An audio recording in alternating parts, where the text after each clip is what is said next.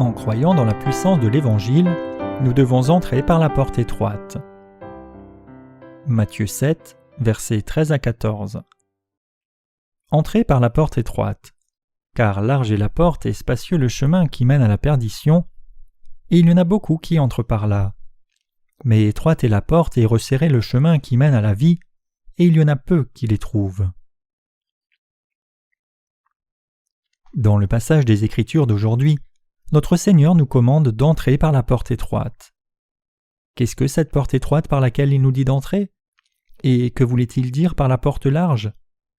Nous devons tous marcher maintenant sur le chemin étroit et difficile. Pour ce faire, nous devons croire dans la parole d'Évangile de l'eau et de l'Esprit encore plus ardemment, et nous devons marcher seulement par notre foi dans la parole de Dieu. Évidemment, nous pourrions quitter le chemin étroit et prendre le plus facile, le chemin large, mais nous ne devons pas le faire, car le Seigneur nous a dit de marcher sur le chemin étroit et difficile.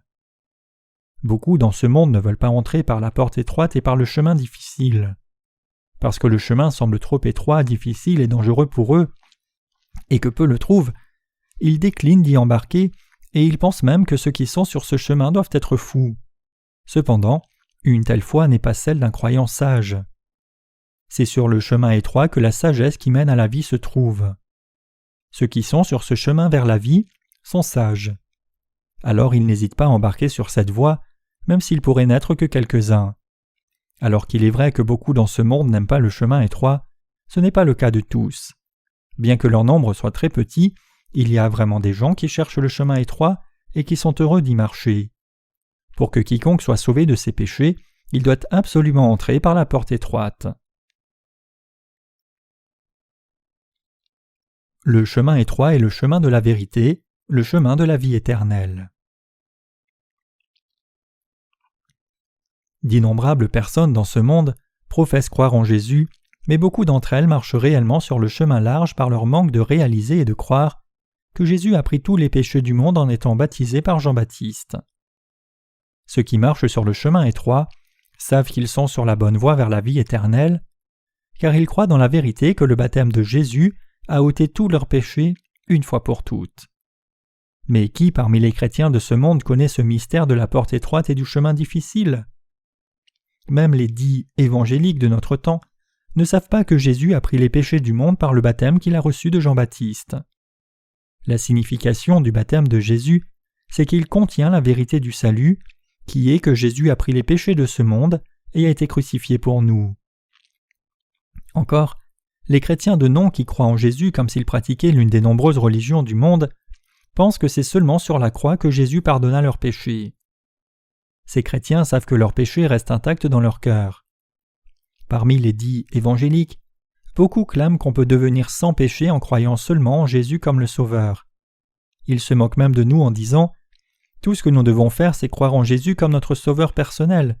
Alors pourquoi devons-nous connaître et croire cet évangile de l'eau et de l'esprit ?» Ils insistent sur le fait qu'il suffit de croire qu'ils sont pécheurs et refusent ainsi de croire dans l'évangile de l'eau et de l'esprit. Mais en fait, ils marchent réellement sur le chemin large du monde, suivant et s'assimilant à la majorité du christianisme sécularisé. Si le Seigneur nous a parlé de l'évangile de l'eau et de l'esprit, nous devons être heureux de recevoir la puissance de la rémission du péché en croyant dans cet évangile du salut tel qu'il est. En croyant et répandant l'évangile de l'eau et de l'esprit, nous marchons en fait sur le chemin étroit et difficile. Ceux qui marchent sur le chemin étroit doivent exhorter ceux qui sont sur le chemin large à revenir à la parole de Dieu et la suivre.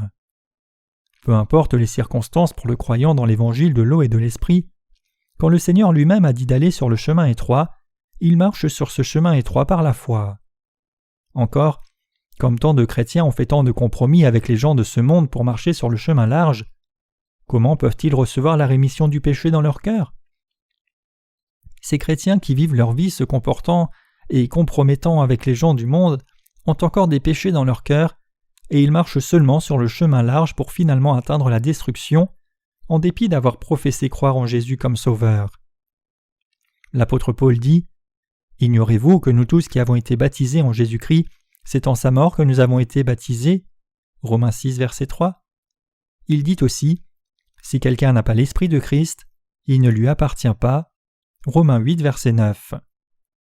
Les résultats de la foi en Jésus comme Sauveur, c'est le salut des péchés, devenir sans péché et avoir le Saint-Esprit qui demeure dans son cœur. Bien que le Saint-Esprit ne puisse être vu de nos yeux, il est l'Esprit de vérité qui descend sur ceux qui croient dans l'évangile de l'eau et de l'Esprit donné par Jésus. Le rôle du Saint-Esprit est de rendre témoignage à ses croyants en l'évangile de l'eau et de l'Esprit, les assurant « Le Seigneur vous a parfaitement sauvés de tous vos péchés par l'évangile de l'eau et de l'Esprit. Vous n'avez donc plus de péché. » Comme il est l'Esprit qui rend témoignage à la parole de vérité dans le cœur des croyants dans l'évangile de l'eau et de l'Esprit, il n'est plus possible qu'un péché se trouve dans leur cœur. Il demeure dans le cœur de ceux qui sont nés de nouveau et donne à leur esprit un témoignage concret du salut. Le Saint-Esprit rend témoignage, en d'autres termes, que tous les péchés de ce monde furent transférés sur le corps de Jésus quand il fut baptisé par Jean-Baptiste. Le Saint-Esprit fortifie ceux qui marchent sur le chemin étroit, leur donnant la foi, les conduisant et les enseignant en toutes choses par la parole de vérité, et les faisant tenir fermes. En nous souvenant de la parole d'évangile de l'eau et de l'Esprit qui a effacé nos péchés, le Saint-Esprit fortifie nos âmes, esprit et corps. Il témoigne en bref que Jésus fut baptisé pour nous et mourut sur la croix pour nous.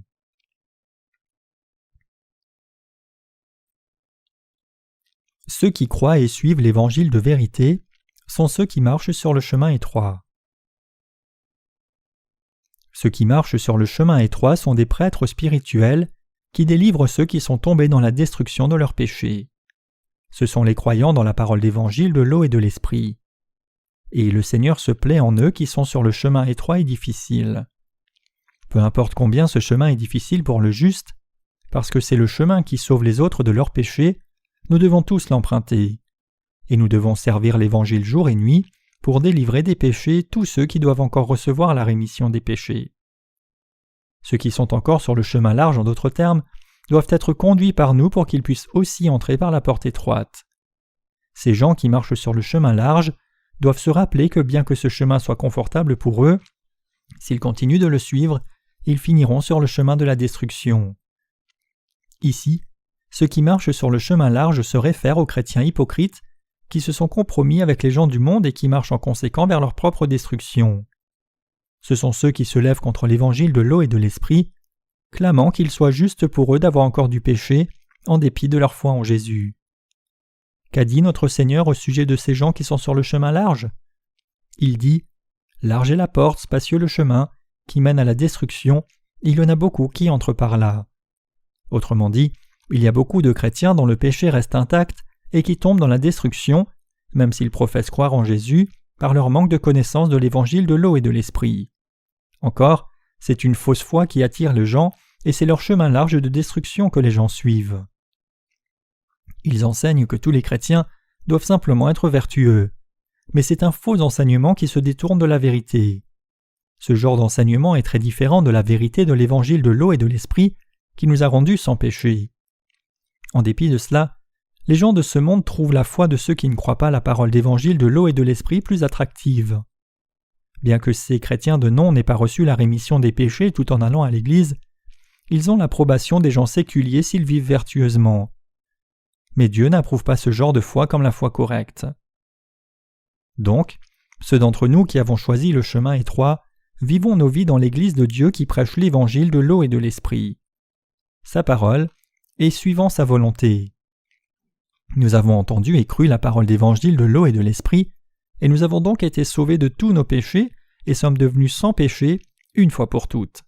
Et après avoir été sauvés de nos péchés, nous sommes devenus les ouvriers de Dieu qui conduisent d'autres âmes au chemin de la vie. Ainsi nous sommes devenus ceux qui marchons sur le chemin étroit et difficile. Cependant, la plupart des chrétiens ne croient pas en Jésus dans le but d'être purifiés de leurs péchés, ni ne veulent devenir justes. C'est perturbant de voir que ce genre de foi devient de plus en plus populaire et que les supporters sont si orgueilleux en marchant sur le chemin large et séculier. Ils ne cessent de se regarder eux-mêmes, se considérant comme très sages. Ils ne réalisent même pas qu'il n'est pas bon pour eux de marcher sur la voie large, et encore avec perversion, ils continuent de dénoncer ceux qui sont nés de nouveau et qui marchent sur les chemins étroits en les traitant de fous. Même des conducteurs chrétiens sont inconscients du fait qu'ils marchent sur le chemin large sans même le réaliser.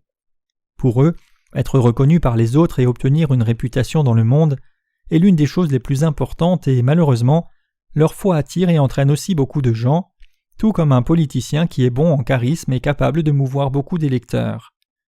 Ils savent bien ce que les gens aiment et veulent avoir. Ce sont de faux enseignants et des serviteurs de Satan. Les vrais serviteurs de Dieu ne font jamais ce que les faux enseignants font. Comme l'apôtre Paul dit, « Et maintenant, est-ce la faveur des hommes que je désire ou celle de Dieu? Est-ce que je cherche à plaire aux hommes? Si je plaisais encore aux hommes, je ne serais pas serviteur de Christ. » Galates 1, verset 10. Donc, nous avons encore plus de raisons de rejeter la foi du monde et suivre l'évangile de l'eau et de l'esprit qui nous conduit dans le chemin étroit qui plaît au Seigneur. Pour ce faire, nous devons croire que l'évangile de l'eau et de l'esprit est la vérité qui nous place sur le chemin étroit et nous devons le suivre. Plaçant notre foi dans la parole écrite de vérité, chacun de nous doit suivre ce chemin. Nous devons comprendre pourquoi notre Seigneur nous a dit d'entrer par la porte étroite et nous devons suivre cette voie par la foi. Nous devons réaliser pourquoi le Seigneur dit que peu trouvent ce chemin étroit qui conduit à la porte de la vie, à cause des difficultés, et nous devons suivre et servir l'évangile de l'eau et de l'esprit. Ceux d'entre nous qui sont nés de nouveau sont déjà venus à la porte étroite, car nous croyons dans l'évangile de l'eau et de l'esprit, et nous marchons aussi sur le chemin étroit en même temps que l'évangile de l'eau et de l'esprit. Le juste qui croit dans l'évangile de l'eau et de l'esprit ne peut pas s'embarquer sur le chemin large car il est écrit « N'aimez point le monde ni les choses qui sont dans le monde. Si quelqu'un aime le monde, l'amour du Père n'est point en lui, car tout ce qui est dans le monde, la convoitise de la chair, la convoitise des yeux et l'orgueil de la vie, ne vient point du Père, mais vient du monde. Et le monde passe, et sa convoitise aussi, mais celui qui fait la volonté de Dieu demeure éternellement. » 1 Jean 2, versets 15 à 17. Je rends grâce à notre Seigneur qui nous a placés sur le chemin étroit.